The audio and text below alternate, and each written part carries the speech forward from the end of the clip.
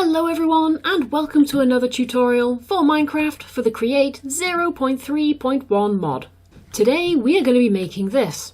So this is a really simple early game brass factory that takes your ores, crushes them down, smelts them up for you, and then brass is going to appear in the chest. No brass was used in its construction, and so it's suitable for early gameplay and it's relatively easy to construct. But let's take a look at what we're going to need. So we're going to be looking for 5 chests, 2 mechanical belts, 2 chutes, 11 cogwheels, 1 large cogwheel, 2 water wheels, 9 shafts, 3 encased chain drives, 2 millstones, a mechanical mixer, 3 hoppers, a basin, 2 andesite funnels, a gearbox and 4 vertical gearboxes. You're also going to need some kind of building materials. What you use is wholly up to you, and you're going to be needing some copper and some zinc ore, as that's what we use to make the brass. You're also going to be needing a source of water, that's for your water wheels, and you're going to be using a deployer. But we'll get to that one towards the end because that does use brass in its construction, so you'll make it just after you've made the factory. And you're also going to be needing one of these. I'm sure you've spotted this little guy just here. This is a blaze burner. It is quite literally a blaze that we have captured in a burner. And so that does mean before we can get started, we are going to have to take a trip to the nether. And once you've made your way into the nether, you're going to need to find yourself one of these. An old-fashioned fortress with plenty of blaze spawning in the background we can already see. So, once you're in the fortress and you've located yourself a likely looking blaze, don't you dare go up that staircase. What you'll need to do is run up to him with your empty blaze burner, right click on him and you should be able to catch him. Oh, there's 2 of them. Right, okay, we're probably going to get burnt here. So we can creep up on him a bit. This is going to have to be a dash of death. Ooh, handy. And like, easy as that. Run up to him, grab him, and then run away and get the hell out of here. And just to point out, if you come across a blaze spawner like this one, then you can use the empty blaze burner to grab a blaze out of that as well. And you can also pick up those spawners, which we'll be doing a bit later on in another tutorial. For now though, I've been hiding in this glass box for long enough, so let's get back to building our factory. And once you get back from the nether and you've caught yourself one of these little guys, we will be ready to begin. And just to point out, there is absolutely no point doing this until you've got yourself your blaze in a burner. Simply because he is what we use to heat up the basin. Without him, we can't melt down the ores in order to combine them into an alloy, which is going to be the brass. So he really does need to be the first stage. Once you've got him though, we can just go and plonk him down and make a start on our factory. So if we pop him just there, you can see he's unlit at the moment. That's because he's hungry. You'll need to feed him up on coal to heat him up, but we'll get to that a little bit later on. First thing I'm going to do is I'm just going to go and grab my chain drives. And we're going to place those directly behind him in a row. 1, 2, 3. Just like that. Then grabbing some of your building blocks, come off to the side. And again, you're just going to leave a little space here, and that's where you're going to place your chests. Then take a shaft, 1 and 2, and run a belt in between the 2. And then you can place an andesite funnel just on the side of the chest, just there. You can see that the funnel has automatically connected to the belt. Now, above your little blaze burner, we're going to place a basin. And you'll notice that a spout comes straight out of the basin onto the belt. This just means that anything that gets finished in the basin goes onto the belt and then gets stored away. Next, we're just going to build up a little wall behind our blaze just here. This is just so it makes building a little bit easier. We'll just pop a few blocks down. Whoop. The next thing we're going to do is we're going to place our mechanical mixer, leaving 1 gap as a space, just there, above your basin. So this is a whisk, and this is what we're going to be using to actually mix up the alloys. Next, we'll take our building blocks and we'll place down a couple of blocks again. Once again, just building up a little bit of a wall, make things a little bit easier. That will do. And we're going to take a belt, well, we'll take a couple of shafts first, 1 and 1, and then run a belt in between the 2. And above that, we're going to be placing our chutes. Grab some out. We'll place a, don't worry about things that stick onto the belt. We'll be able to take those ones off later. But you can place a chute just above that one, and place a chute just there as well. Above those, we're going to be popping down our millstones. These are what are going to be grinding up the ores for us. And then into those, we're going to have a couple of hoppers. Just go and grab those. So I'll go hopper, and then above that, we're going to have a couple of chest and chest. This is not what you want to happen. You don't want them to link together like this because you want the ores to stay separate when they go into separate mills. So we'll break one off, we'll pillar up a bit, and then while we are crouching, you'll be able to place another chest next to the first. Just like that. So this is the basics of how your factory is going to work. And just to point out, this combination of the blaze burner, above a basin, with a whisk above it, is the minimum amount that you need in order to make brass. So long as it's heated up and then you can manually throw the ores into this and then you move the whisk, you will find brass comes out of it. The rest is mainly for automation. Next thing we're going to do though is we're going to place another andesite funnel just on the side of our basin, just there, and you'll notice that that's moved the spout back round to the side we wanted it on. This just means that ores that fall through onto the belt will be able to put automatically into the basin. One thing you'll notice though is that while we are fairly well set up now, we are certainly not powered. And so let's have a look at making our water wheel. I'll mark out a little space, let me just do this. And that is the shape that we're going to be creating for our water wheel. Then what we'll do is we'll just build them up so that they are the same height.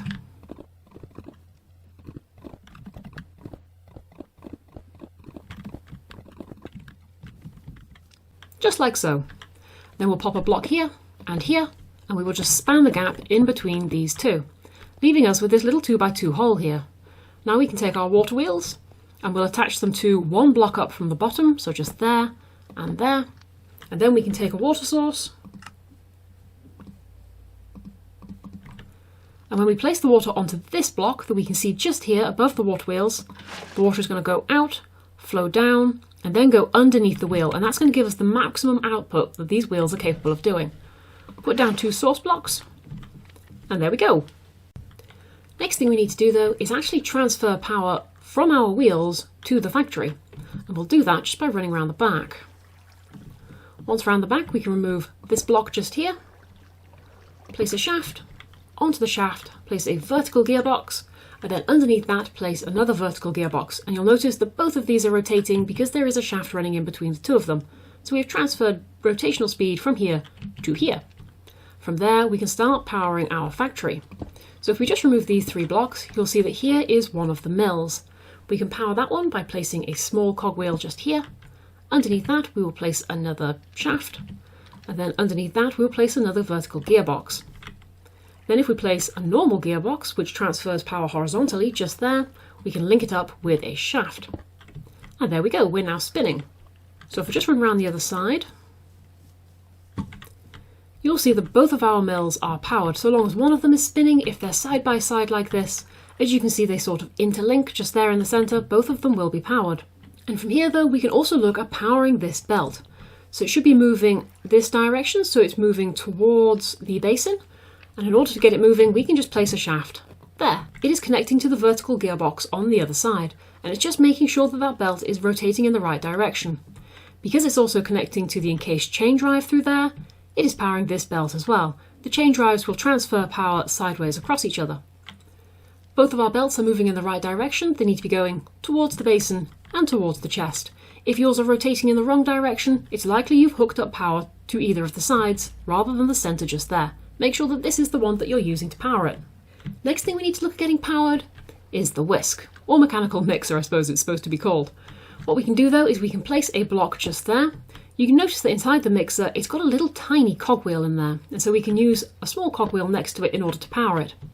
But we do actually have a problem, and that is that these are not rotating fast enough to power that. If I place down a vertical gearbox just here, onto that I place a shaft. We need to link it up to here, so I pop down another shaft. And then onto that, if we place a little cogwheel, you'll notice that it starts to spin. The mixer is spinning, but if we look at it, speed requirement, not rotating with enough speed. That means it's not going to work at the moment. We need to get it going a little bit faster. So we'll just take these out. And in order to fix that, we'll just run around the back. So we can take power from the end of this encased chain drive. We'll use a large cogwheel though.